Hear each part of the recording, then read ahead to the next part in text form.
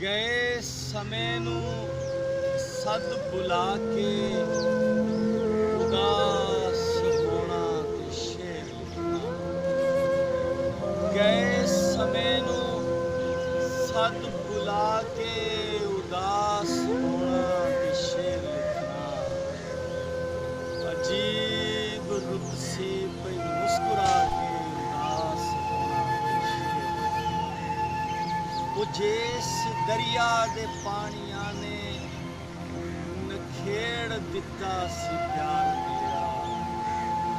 ਉਹ ਜਿਸ ਦਰਿਆ ਦੇ ਪਾਣੀਆਂ ਨੇ ਨਖੇੜ ਦਿੱਤਾ ਸੀ ਪਿਆਰ ਮੇਰਾ, ਤੇ ਉਸ ਦਰਿਆ ਦੀ ਮਨ ਤੇ ਜਾ ਕੇ ਉਦਾਸ ਹੋਣਾ ਤੇ ਸ਼ੇਰ ਲਿਖਣਾ।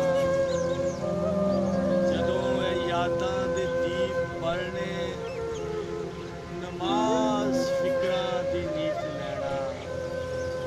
ਜਦੋਂ ਇਹ ਯਾਦਾਂ ਦੇ ਦੀਪ ਬਲਣੇ, ਨਮਾਜ਼ ਫਿਕਰਾਂ ਦੀ ਨੀਤ ਲੈਣਾ। ਤੇਰੇ ਖਤਾਂ ਨੂੰ ਜਿਗਰ ਨਾ ਲਾ ਕੇ ਉਦਾਸ ਹੋਣਾ ਤੇ ਸ਼ੇਰ ਲਿਖਣਾ।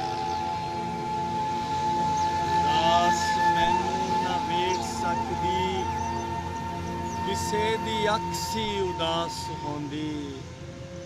ਉਦਾਸ ਮੈਨੂੰ ਨਾ ਵੇਖ ਸਕਦੀ, ਕਿਸੇ ਦੀ ਅੱਖ ਸੀ ਉਦਾਸ ਹੁੰਦੀ। ਕਿਸੇ ਦੀ ਅੱਖ